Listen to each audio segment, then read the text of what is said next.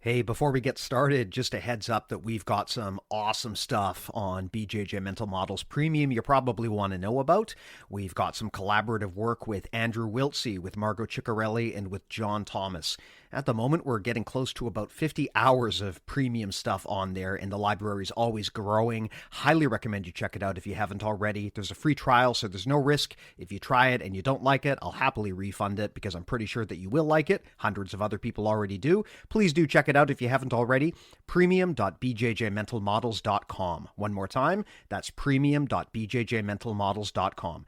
Thanks again for supporting us and enjoy the show.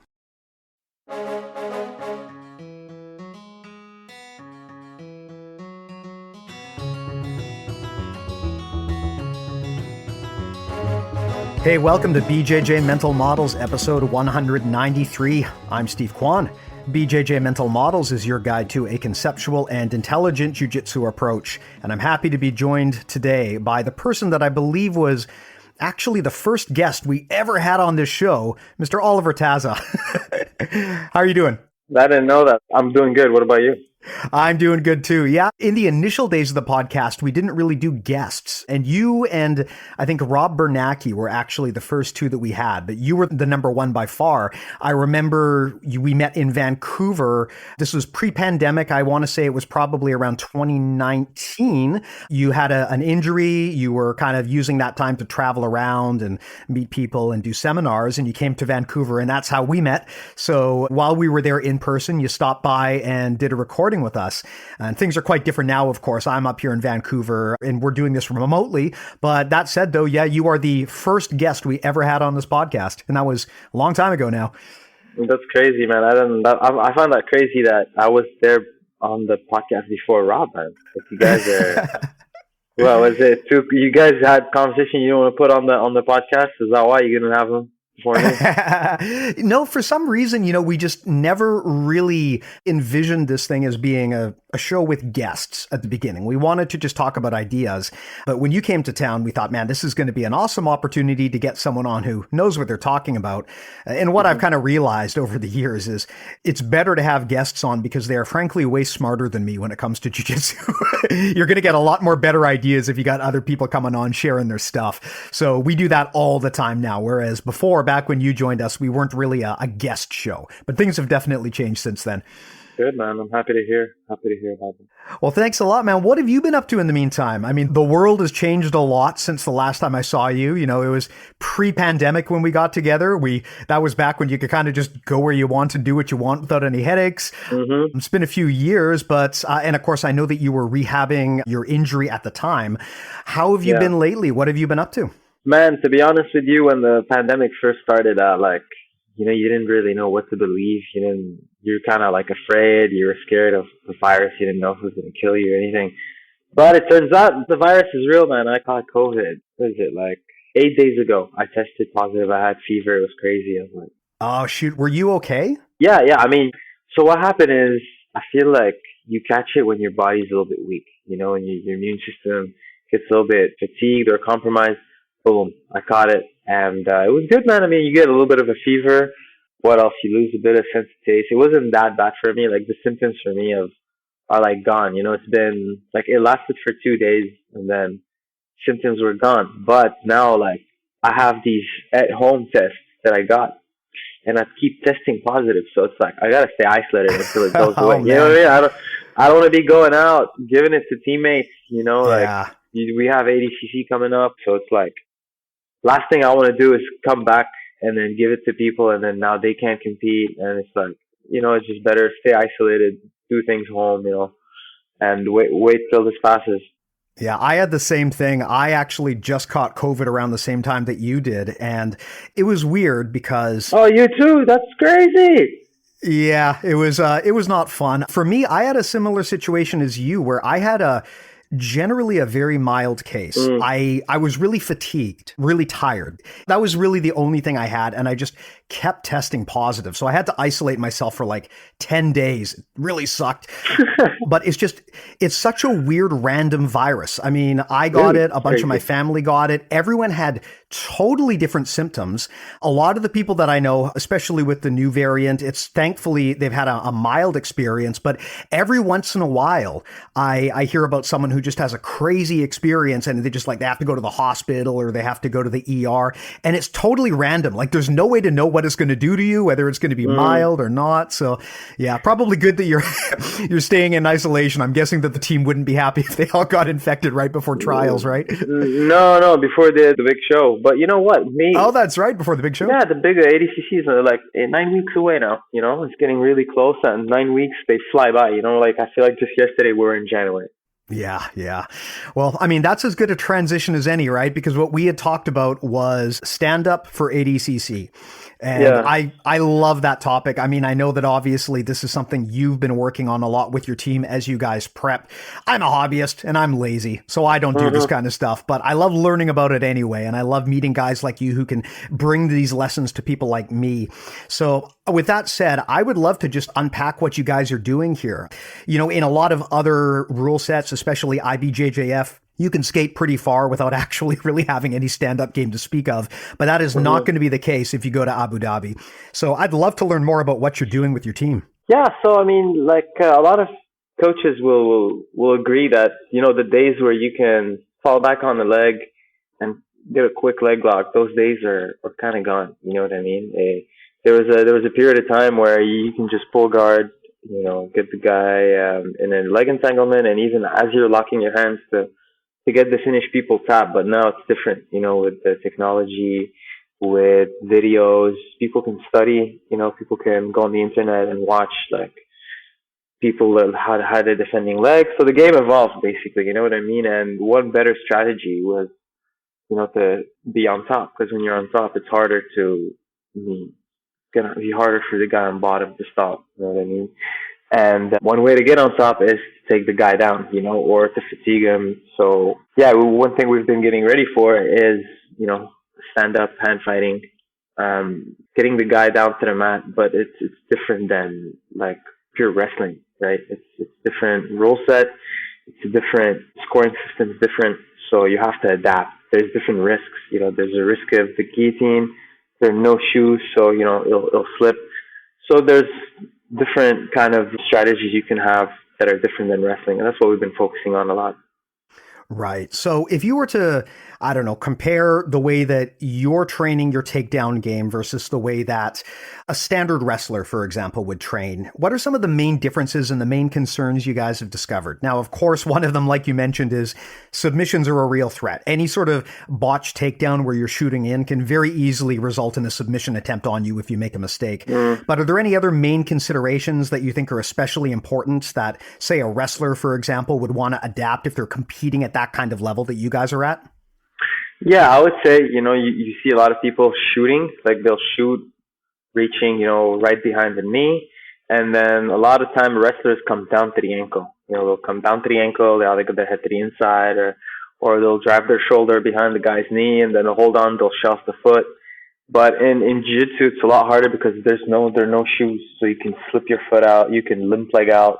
And then the more the guy that's on the leg drives forward, the more he's likely to, you know, expose his back.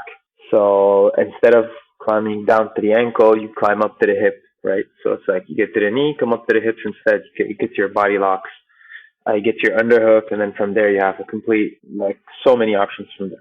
Yeah, that makes sense. I guess if you're doing kind of a traditional jiu-jitsu single, you run and you're going for like the knee, like you said, you run the risk of the other guy doing the Captain Morgan. I don't know what you call it where you're from, but that's where we call it, where you kind of turn away and you sort of pose on that one knee and you slip your foot out, which, like you said, is going to be a lot easier if there's no wrestling shoes. But I get it. If you go up to the hip, then it's going to be a lot harder for people to hop around and pull that foot free. Yeah, the more you sprawl, the easier it is to transfer to the hip. And then, you know, get to transfer to your body locks. Now, depending on the wizard, you know, he's going to different things you can do depending on his, you know, shoulder positioning relative to his hips. You do different things. Let me ask you a question here, because when you go for, I guess for lack of a better term, like a traditional single leg, and you're kind of dropping a level to shoot in and you're trying to pick up their leg and lock up their knee, you're going down a little bit, and that allows you to basically get underneath the person. But if you're trying to lock up next to their hip, you're a bit higher. Are there any concerns or challenges that you guys encounter or find when you're shooting up like that? I mean, how do you clear past a person's hands, for example, and get good access to the hip so you can make that connection? Clearing hands is something you're actively doing. When you're wrestling with someone, there's always hand fighting. You're trying to get situations where you have control over the head. He doesn't have control over your head. So you work with asymmetrical grips. You can move him around. When you move around, you get reactions. And from there, you have a clear path to the leg, and that's how you can pick up your single legs usually. But it starts with the hand fighting, clearing hands, feinting, hand height. You want to play between having your hand higher than his or underneath his, getting him to react, the clear path to the leg. Right. Got it. Okay.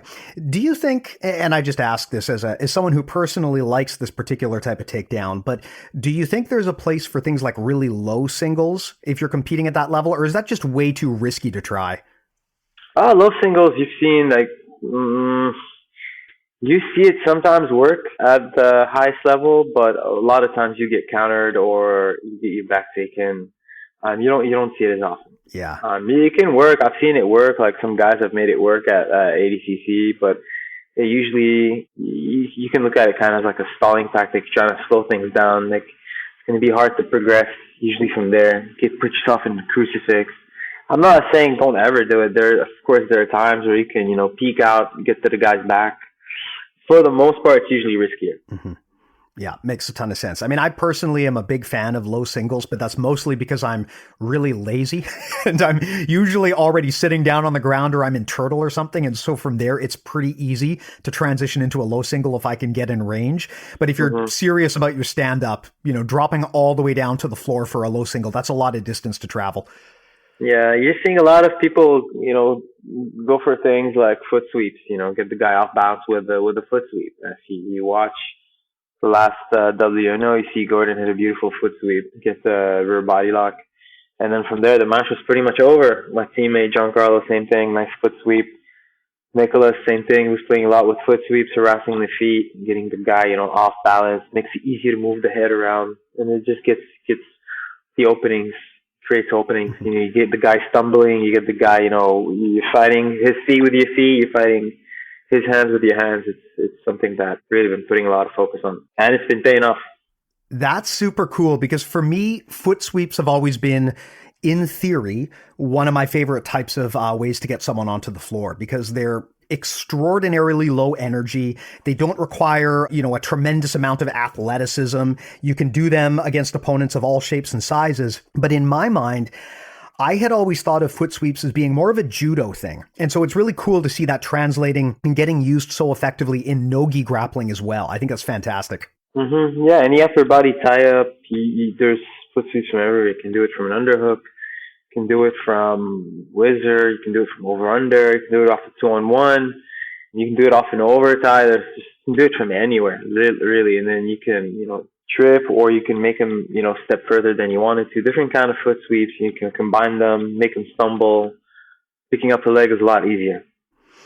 Let me dig into this a bit here because this is something I'm always curious about. When you're going for foot sweeps, so much of pulling that off successfully is getting the Kuzushi, right? If you just try to hit a foot sweep from a dead stop, you're just going to tap the person on the foot and you're probably not going to move them. So a big part of the game is you got to get them in motion and then you've got to redirect that foot before it hits the ground.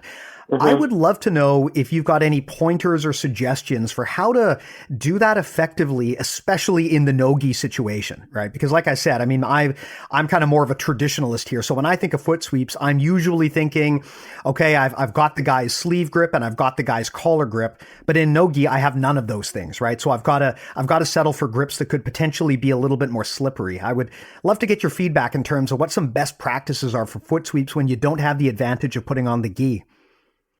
Well, first thing is you gotta set your expectations right. If you're hitting 15% of the attempt, you're still pretty good. They're low amplitude means you can use them a lot as just a little something to distract the guy with. So, you shouldn't expect to hit every foot sweep every time you try it in a sparring situation. And like I mentioned, when you get the guy moving, you can use different kind of grips. You can use an underhook.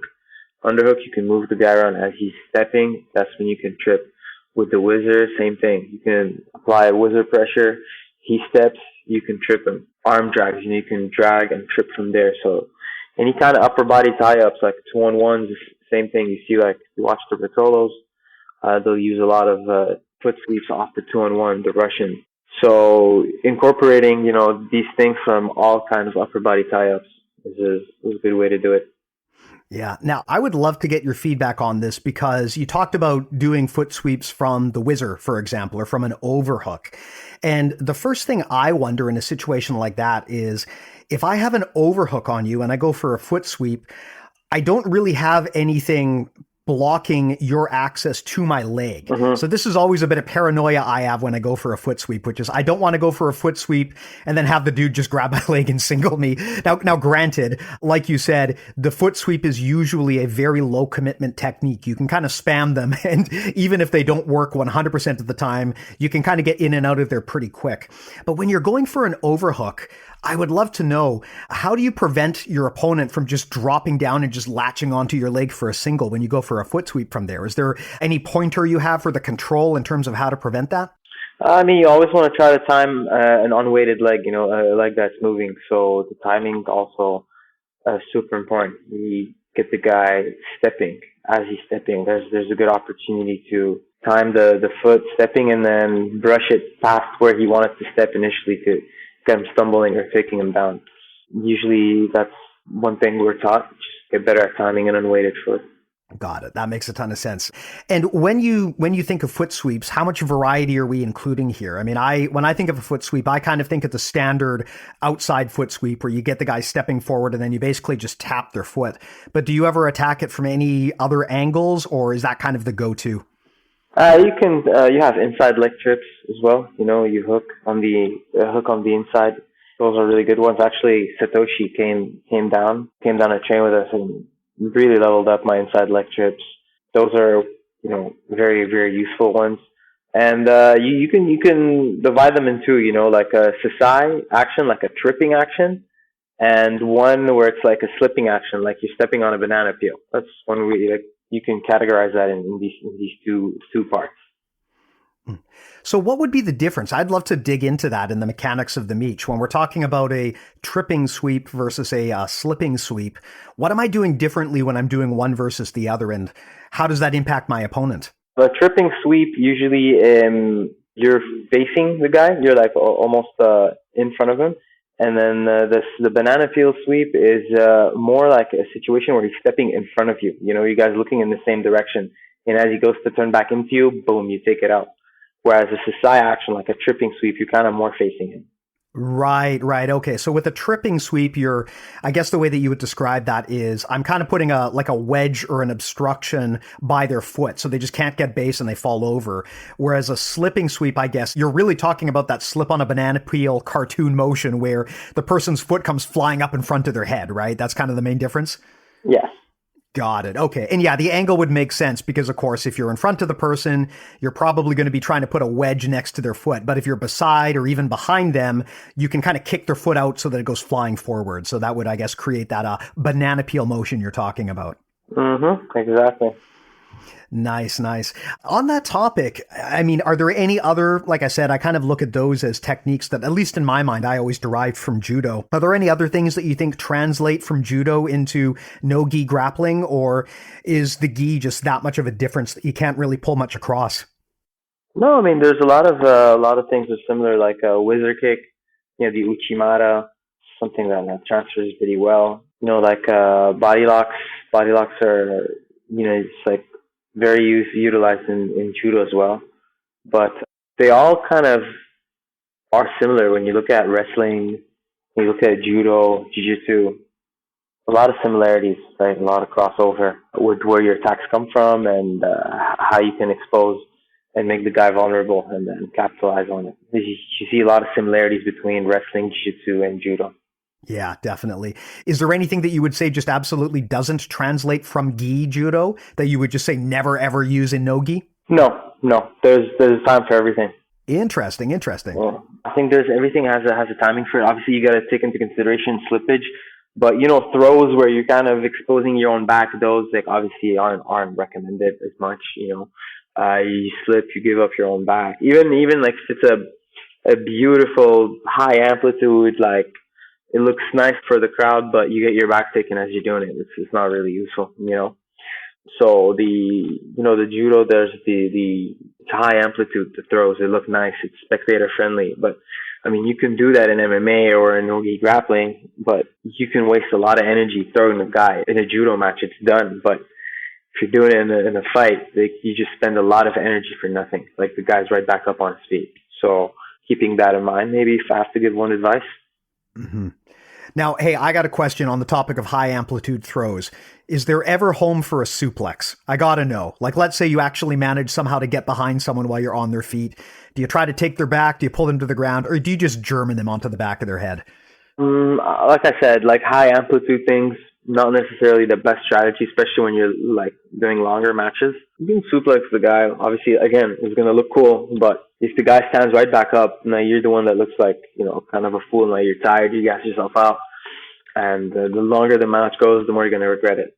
You can do things like putting pressure over time, keeping the weight, making the guy have to take heavy steps, get his hands to the mat, keep his hips down, make everything, hard for him. There's a lot of momentum and high amplitude, and it's a scramble, and you can't really control how it ends. Yeah, absolutely. I mean, it's one of those situations where because we don't score based on impact like we do in judo, it doesn't necessarily make sense to burn all of your energy on a throw, especially where the momentum could potentially carry the person through and they could actually wind up not being able to control and might even expose their back. We just had Malachy Friedman on the podcast, and we were having a talk that was primarily about the gi.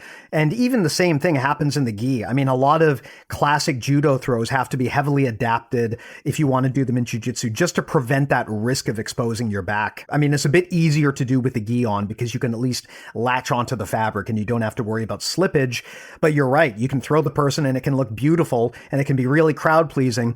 But if you throw them with too much momentum, they might just keep on rolling and you can actually wind up giving up your back, which is never the intent. Mm-hmm. Yeah, I remember we did like a tape study session with John and the team. And we watched the Trojan and Diego Sanchez, I think.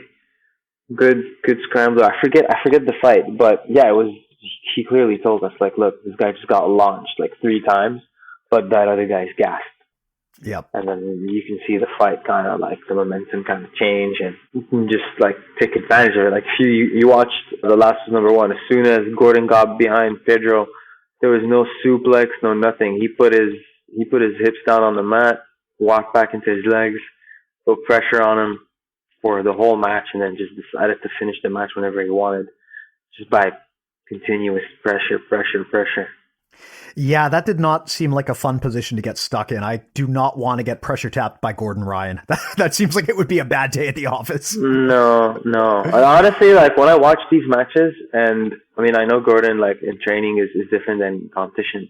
It's always different, but I feel like training with him has made me so good at escaping these pins, getting the hell out of there, and I feel bad for the opponents that go through it, man. That's all I have to say. It's not a fun place to be.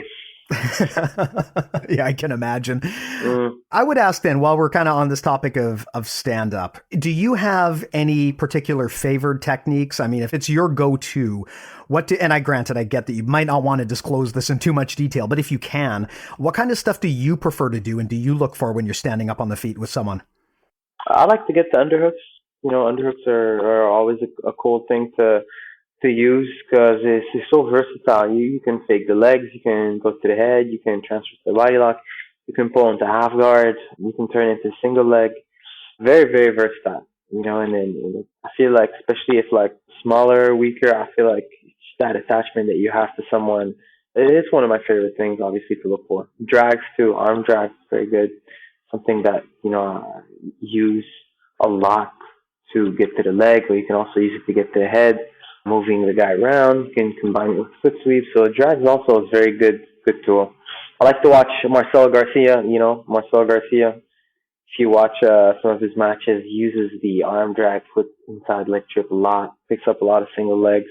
And then if you watch Gordon too, like I watch a lot of his matches, he gets to the underhook a lot, very nice. Combines it, either snap the guy's head down, you can knee tap.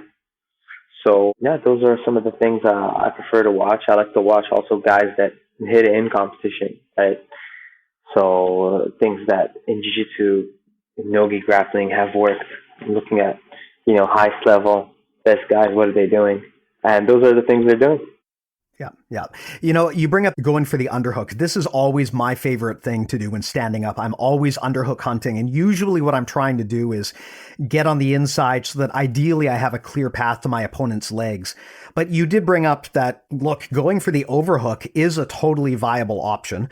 I have always felt that as a smaller guy, I find for me going for the underhook is just a lot easier because I'm usually lower down than my opponent anyway. And I do find that allows me to get in really, really close. Am I out to lunch there, or do you generally have a preference for underhooks versus overhooks the same as I do? Or is there a different train of thought? I think overhook also has a lot of cool things you can do with it. Very high percentage, very powerful things like hip tosses, rolling into the legs. That's something that's good. You see guys like Jimenez use it for using it to jump to close guard, jump for arm bars. So very versatile too. You can easily use the whizzer, off balance the guy, get to his front head, turn it into a short offense position. So it's also very versatile. I like it a lot. It's just I feel like it's harder to just get a whizzer. You know what I mean? Guy kind of has to shoot for your leg, has to be digging for an underhook, so you put a whizzer. It's hard. In judo, you can just go and reach for the jacket or the belt, and it kind of locks you onto the guy. Nogi, you feel like it's a little bit harder, isn't it? Just put a whizzer. So usually, obviously, underhook's kind of the first thing you'll be going for.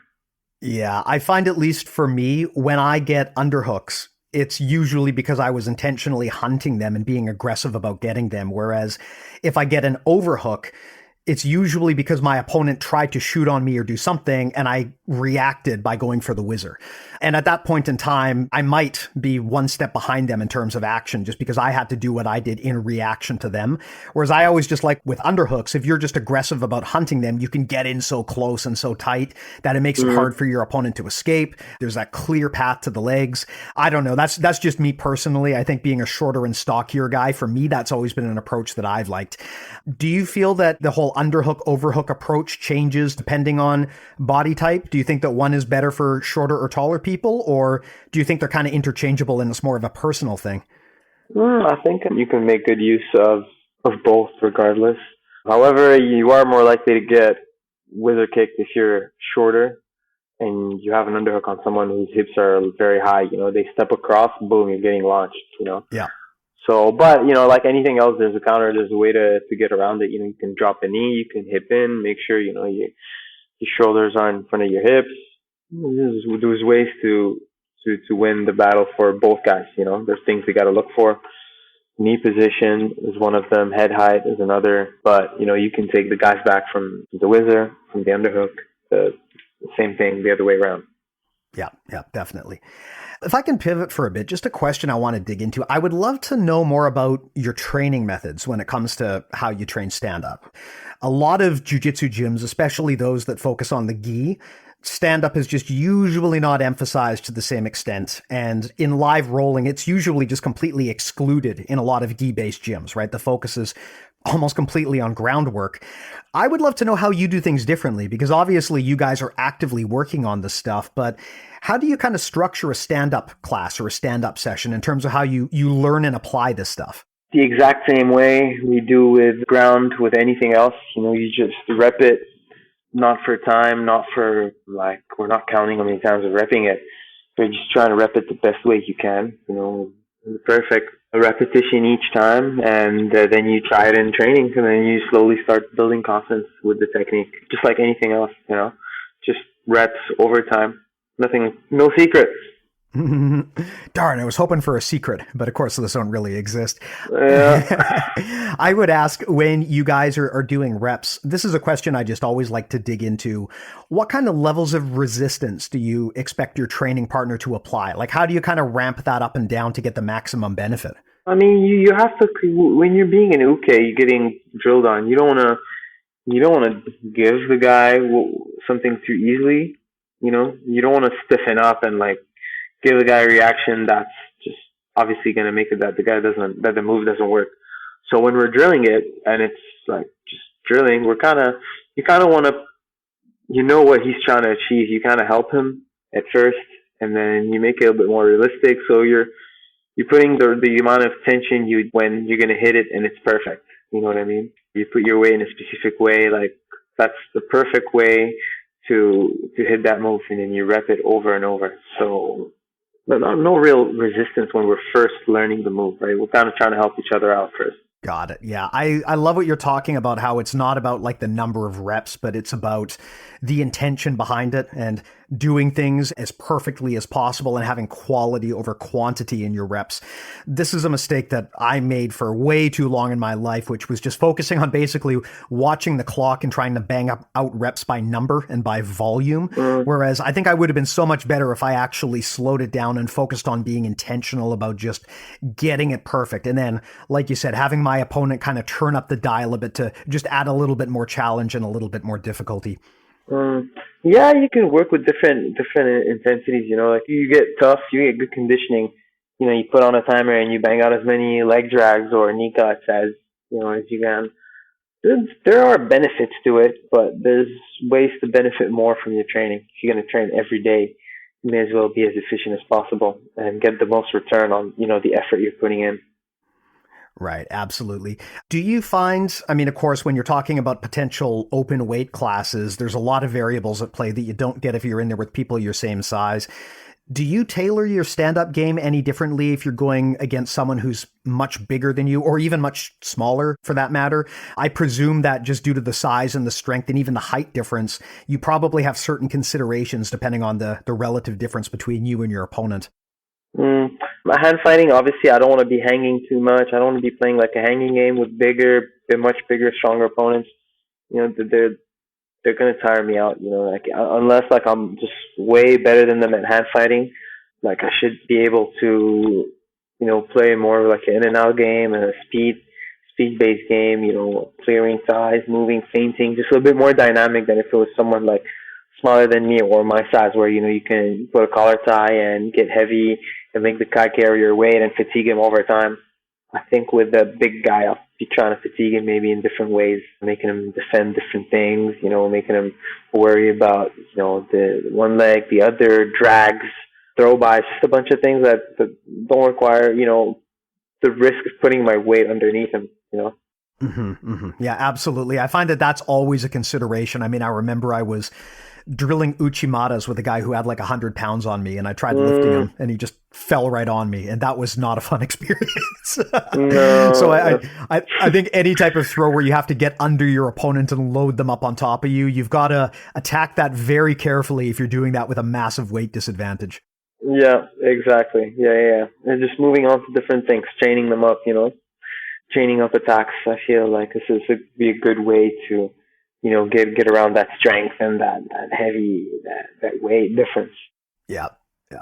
Now, something you talked about was how you've talked a few times about the importance of training the grip fighting game and how that's so key to stand up. And you mentioned that especially against a bigger person, you got to be really mindful of that. And this is something I've always said on the podcast, which is that grips dictate position. Basically, whoever wins the grip fight is probably going to get to choose what position happens next. It's just so hard to execute your game if you're losing the grip fight. I would be curious to know how you do that. I mean, what kind of concepts or strategies or tools do you guys have when it comes to training just the grip battle and just the process of hand fighting from your feet? The idea I talked about earlier today, creating situations where you have control over your partner, but he doesn't have control over you, asymmetrical grips. Those are things we work with. That's something you can start class with. Just it's low impact, it's just hand positioning. That can be like maybe the first drill you do for the day. because it's very low impact, like you're shooting or Granby rolling or, getting taken down to hip. So it's a good time to work on these. When you start class, it's a good way to end. It's a good cool down. Playing with, having your hands on the inside, and then, following up depending on what he's doing. Does he react by peeling? Does he react by overtime? Does he react by digging this underhook here, by doing that there? So, yeah, it's a good time to do it, I think, earlier on in the practice. It's a good warm-up. Yeah, yeah. I also like that idea of going for asymmetric grips. That's something that not nearly enough people talk about. You always almost want to get an asymmetric advantage if you can. And I guess the comparison in terms of what a symmetrical grip would look like is, for the listeners out there, imagine the classic in the gi judo 50-50 standing grip, where you go up and you grab their arm fabric, usually around their elbow, and you grab their collar. And then they get the exact same grip on you. So you both have mirroring grips. No one really has an advantage at that point. And the problem that a lot of jiu-jitsu people make when they start doing stand-up is they don't even really think about the importance of getting better grips than their opponent. So when they're on their feet, they will just zombie walk towards their opponent, and both people will just sort of unconsciously get the same 50-50 judo grips, which is suboptimal, because if you had a chance to get a better grip where you could do something to them and they couldn't do it to you, you're going to be way better off out of the gate right away. I mean, I presume if I were to carve out some no-gi examples, pretty much any type of arm drag is a really good example of an asymmetric control, because you're pulling the person's arm across their center line. So they're already at a weird angle and you are already at the correct angle. Do you have any other examples of what a good asymmetric grip might look like? Situations where you have control over the head and he doesn't have control over your head. So you're controlling at the bicep and at the collar, say, for example. It can be a situation where you have a cross grip, like I'm controlling with my left hand, you're a left hand. So I have easy access to the head with my right hand. So cross gripping is a good one too. You said arm drags, 2-on-1's a good one too. But yeah, that's basically it. So I have an annoying jiu-jitsu question. What do you do if the person is just really defensive on their feet? So they're just really kind of shelling up. They're doing that annoying thing where they're kind of leaning forward a bit and making it really hard for you to get access to their legs. And they're just kind of not engaging you. I mean, granted, you're unlikely to see this at Abu Dhabi where people are actually confident in their takedowns. But in a lot of other places, people just kind of try to stall it out on the feet and make things difficult for you.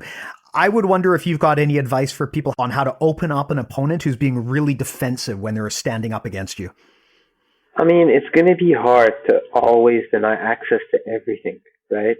If you're overly defensive about hiding your legs, chances are it's going to be easy to access your head. If your hands are defensively up, you're just overly defensive about the guy not getting to your head, then the legs are going to be exposed, and then you can always look to expose either one or the other. Something for people that are like with their elbows in super tight, it's easier to get to the head from there, isn't it? Yeah, definitely. Yeah, if he's super low, if he's super low defending his legs, like you don't see often in wrestling, you're seeing people stand up right because the matches are short. So we see guys bent over.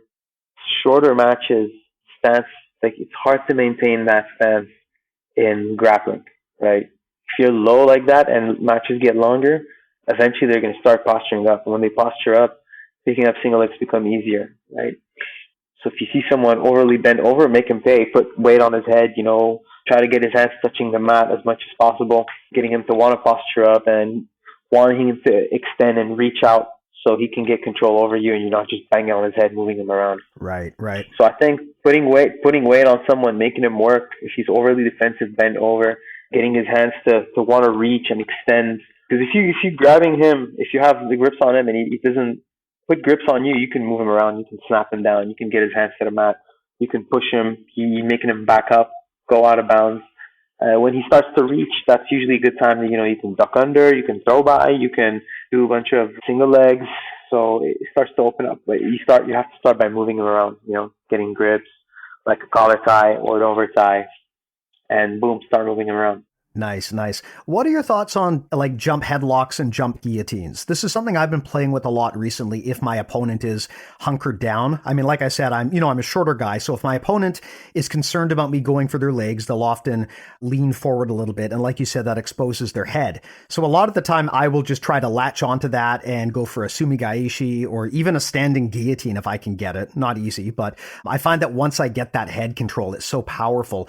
I'd be curious to know what your thoughts are on like standing headlocks and jump guillotines and things like that. Jumping into a guillotine, maybe not the most recommended thing because you kind of like, a guy times it well. You're going to go for a ride, you know, he's going to take Mhm. double leg you, lift you up. That is always my concern. Yeah, I mean, you don't want to level change up in that specific scenario. Usually, you want to make him level change by bringing him down, right? Mhm. And once you're able to snap him down and get height advantage and expose the back of his neck, boom, snap him down. I think it's a great place to go for offensive wrestling. It's called short offense position, and from there you can go for single legs, go for double legs. You can throw him by. You can get your arm drag, get to the back. Very very powerful position. But I wouldn't jump to grab the head. Definitely Yeah. not. Yeah, I like your idea of getting them to drop their level first rather than you elevating your own level. That makes a ton of sense. Yeah, I mean, look, you see it work sometimes. I'm not saying it never worked. I think I even saw Marcel Garcia once hit it, like just jump, boom, go for the guillotine. I don't do it. I'm not taught. I haven't like I don't know. I never learned that. But you see people like boom, jump, guillotine, level change, shoot, double leg, super dynamic. Looks cool. It's Mhm. nice. But I'll try it, man. We'll see. If it works, I'll give you credit. It's all you. Thanks, man. Yeah, I'll watch the match, and I fully expect if you win by jump guillotine or even pull it off, I just want you to say there was this Canadian hobbyist, and I was on his podcast, and he gave me this idea. Guy doesn't compete at all, but it was a really good idea. Fuck, man. That you know what? There's a jiu-jitsu move that a lot of people are doing nowadays, and it came from a hobbyist in Long Island, and it trickled, and now everybody do it. It does it at the highest level, man. It's a way to clear a frame from when you're passing from split squat or anytime the guy's framing on you from bottom. It's a beautiful way to clear the frame. Some guy from Sarah's BJJ in Long Island. What's the Uh, move called? Now I'm curious. I don't even know the. I call it the Rao drag because Jason Rao showed it to me, Uh, and it's similar to kind of like an arm drag. It's very similar to arm drag. We end up with an underhook. See a lot of guys now playing around with it, using it, utilizing it to cut that distance from top. Beautiful. It's really good. I think I used it in my last competition. I used it with Bo Nickel. I had him framing. Boom, you throw it right there. You get chest to chest quick. huh. I'm gonna have to dig into this because I'm super curious about this thing. I think we worked on it last time. I was in Vancouver training with Matt. Oh, really?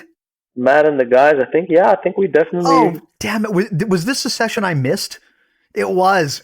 Oh, darn. Okay. Well, I'll follow up offline because I'm super curious to learn about this technique now. I could be wrong, man. I mean, I could be wrong. Maybe I mean, yeah, you can definitely reach out, but I think I'm not sure, man, because I've been to Vancouver twice now, right? Yeah. Yeah. I've been like twice.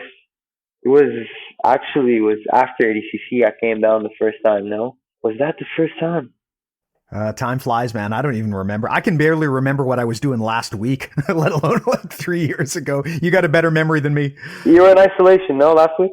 Last week I was in isolation, yes. So actually, I guess I can remember what I was doing last week. I was doing nothing. It's crazy, man. Like I can't believe we got hit with it at the same time. Isn't that crazy? Yeah, it is really weird. I think there's just a big crest going on right now where everyone's getting it. I mean, I think we're just going to have to, like, that's going to be life going forward, right? It's just like all of the other viruses. Every few months, there's going to be a big wave and it's going to suck for all of us. But yeah, it definitely wasn't fun getting that thing for sure. No, question, were you going through like a phase where it was like hard for you, it was rough for you, like you had to exert yourself physically more than you usually would? Like, is there like additional stress, or like would you say like you got it because this happened? I think I was probably just exposed. I was off on vacation with my family, and there were a lot of us all together with a lot of strangers. So I think for me, it was less about that my immune system was compromised and more just that I had just exposed myself to a bunch of different people that I normally wouldn't have. I don't know enough about the science there, but I think you are, someone in the audience do write in and tell me if I'm wrong here. I might have to fact check this, but I think you are right that if you're run down and your energy levels are lower than usual, you could be in a situation where your immune system has a harder time fighting stuff off. I think there is some truth to that. Let me verify that, and if it's not true, I'll cut it out of the podcast, but I'm pretty sure you're right. I think so, man. Because like for me, when it first hit me, I thought I was having like a heat stroke because I was in Vegas a couple of days before that. I was in Vegas. I was cutting weight with the guys, and we were like, cutting a lot of water weight. The day before, we were in the heat. We were driving with the windows up, no AC. Like that could have done it. In the Las Vegas, I thought that's what it was. You know what I mean? And then we cut weight, and then I come back to Austin, and it's really hot during summer. Man, it's insanely hot. You can fry an egg on your windshield easy. Yeah. You'll have a delicious. But then I go to the ER because at night, man, it was crazy. Like the fever, I was like, man, this is intense. Like, where did that come from? From absolutely nothing. I'm teaching. I had a great session. I had two sessions that day, and then boom, hits. But yeah, it's crazy, man. I mean, I feel like we're doing the right thing, at least, we're isolating. We're not spreading this thing. Yeah, that's the responsible thing, right? I mean, you're doing the best that you can there to keep your partners and your buddies and the people around you from getting infected. So, I mean, you have to. That's just the protocol now.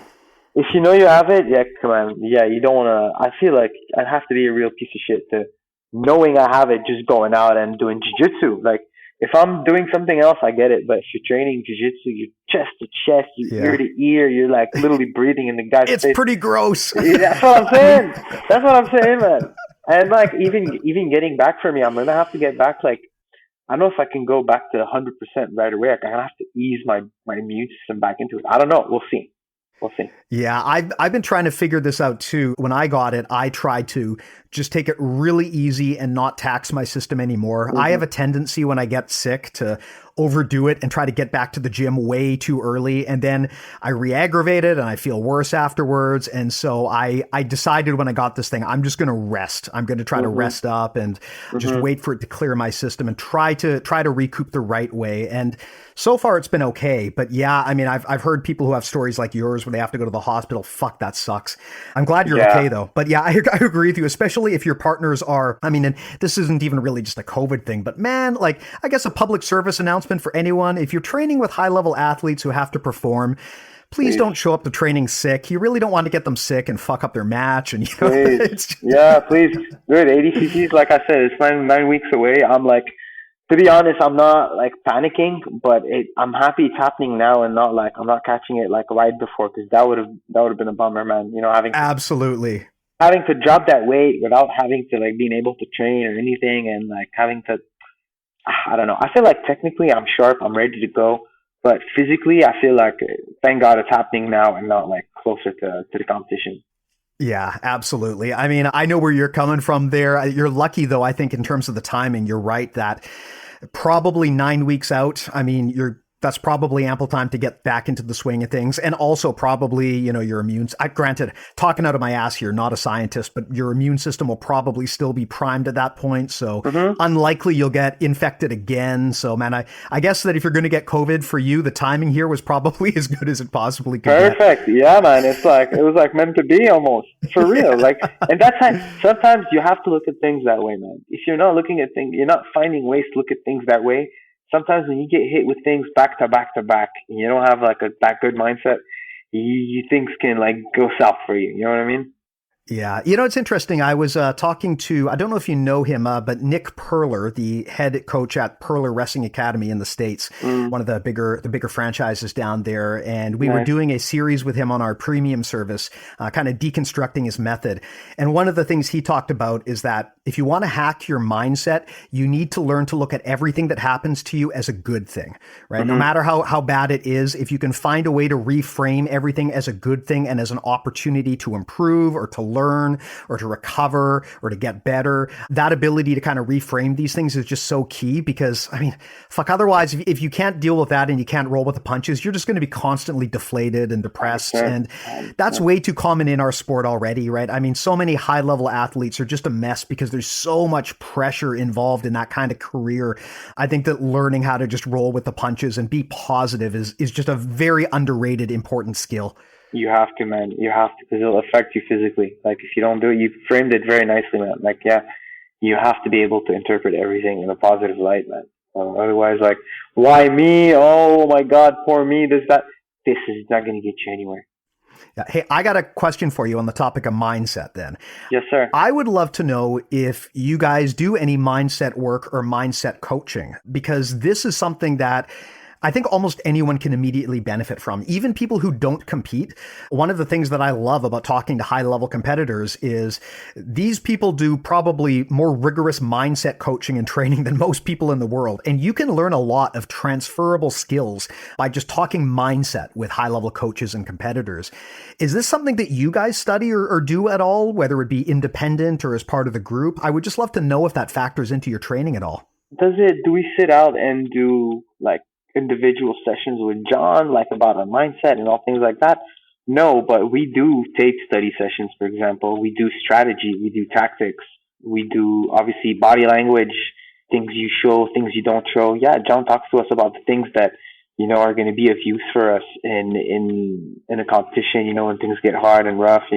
You know, how you can, your posture, you know, even if you're tired, like showing good posture. Don't show you're tired, don't show it on your face that you're pissed off or frustrated. You know, staying cold out there. That's something that, you know, we're taught. Mindset, like, he expects us to kind of get there motivated on our own, man. You know, like, we all have different reasons to do this, to be pursuing this at the highest level. He expects us to come in shape, and confidence, it'll come from training, man. The positive experiences you're having, hitting the move over and over, sharpening your game, putting your game to the test, putting every aspect of your game to the test, you know, having these positive experiences in training with different training partners, that's going to do it. You know, you're going to show up ready, provided you have a good peak to the competition, you're going to show up ready, you know? Yeah. Well, that is actually a good lead in into the last question I got here for you. And again, related to stand-up. Mm-hmm. What advice do you have for people who don't have confidence in their stand-up, whether it be that they hesitate to pull the trigger or they're just afraid to get up onto their feet? I mean, this is particularly common in, I guess, what you would call traditional jiu-jitsu gyms, where so much of the work is on the floor and most people put barely any time into stand-up. The problem that happens that I find is if you start your jiu-jitsu journey like that, where you train at a place that doesn't really do stand-up, it gets pretty hard to start integrating that in later because your mindset has already kind of solidified a bit. So if you're someone, for example, out there and maybe you train at a gym that doesn't do great stand-up and you want to start doing that stuff, but you hesitate, you're gun shy, you're passive, you're afraid.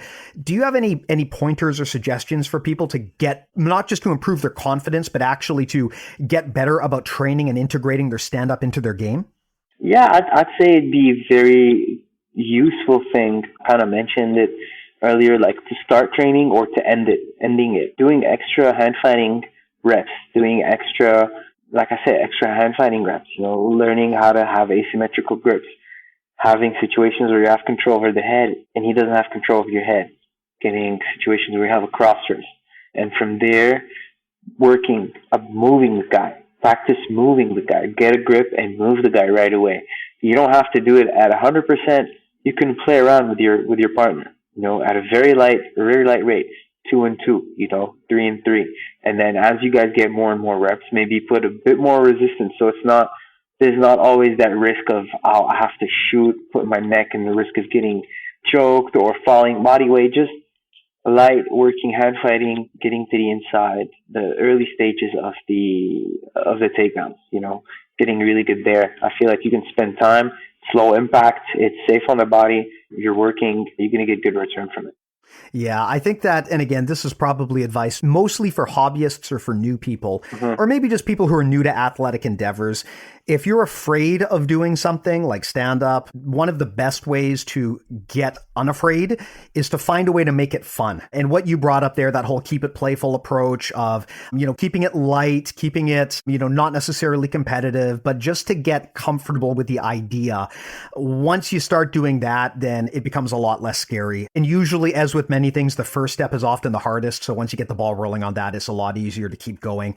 I mean, that is the jiu-jitsu experience in a nutshell, right? Like it's really hard at the beginning, but if you can overcome that hump, it's not that hard to just keep doing it for the rest of your life.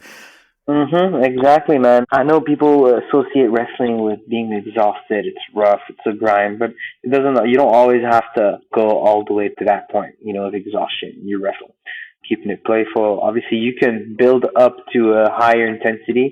I used doing that with teammates back in Puerto Rico. We put a timer.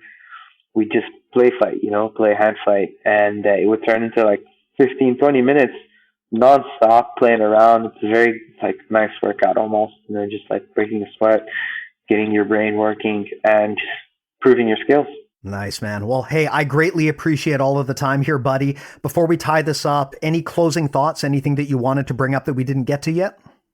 No, I think that kind of encompasses pretty much what we'll want to talk about. Play around with it. Nothing comes overnight, Put some time into it and you'll see results. Amazing, man. Well, thanks a lot. And hey, if people want to follow you, if they want to check out any of your content or material, how do they go about connecting with you? How do they go about following you, buying your stuff, whatever? On Instagram, you can find me at Tazza Garami. Facebook, there's Oliver Taza. You can find me. Reach out. I'll do my best to get back to everybody that reaches out. And then that's about it, man. Thank you for having me. Thanks for making me have to think deep and test my understanding about the things we went over, man. It was good. Well, I love conversations like this because, I am a professional hobbyist. I do jiu-jitsu for fun. I got into it as a hobby and it very quickly took over a big part of my life. But, I don't train it anywhere near as intensely as people like yourself. And so I love these conversations because I just get so much value out of it. And I know that people in our audience who are in the same boat as me do as well. And hopefully, if there's one thing I've learned from having a 5-year-old, it's that sometimes having someone who just asks you a whole bunch of dumb questions really makes you think and you can actually learn a lot from it. So I hope this was a good experience for you too, because I sure learned a ton. Yeah, it's I kind of not envy you, but I think it's a nice thing to do it and keep that curiosity and fun despite you call yourself a hobbyist, but it's still you're still training, sometimes maybe even more than guys that do it for a living, you know what I mean? So it's nice, man, to keep that curiosity. Awesome. Well, thanks a lot, buddy. I greatly appreciate it. And probably worth pointing out to the listeners, if we're plugging stuff, if you want to check out the next level up for BJJ Mental Models, I say this every episode, but I highly recommend looking into BJJ Mental Models Premium. It's our paid service. In addition to floating the show and being the thing that allows us to do what we do, it's also where you can get, at this moment, over 50 hours of exclusive instructional content with people like John Thomas and Margot Ciccarelli. I talked earlier about Nick Perler from the Perler Wrestling Academy. We're doing an amazing premium series with him right now on mindset, especially important because, man, when it comes to having a tough competitive mindset, wrestlers are just amazing at that stuff. So definitely recommend giving it a shot. Also, there's a video review service there. If you're part of that, we will provide remote coaching for you and review your video feedback. You get to be part of our awesome community. Really, it's a great package. I always get told by people that I sell this too soft and too friendly, so I will be intense this time. Sign up, do it now, drop everything, bjjmentalmodels.com, do it. There you go. There's my hard sell. All done. All right. Well, thanks a lot, Oliver. I'll let you go, man, but I greatly appreciate it. And best of luck on the recovery, man, and I look forward to seeing you compete. Thank you, man. Thank you for having me, and look forward to the next time we chat. Yeah, amazing. And of course, to everyone else out there, thanks to you as well. Greatly appreciate all of the time and attention from everyone who hangs out with us, and talk to you next week. Take care.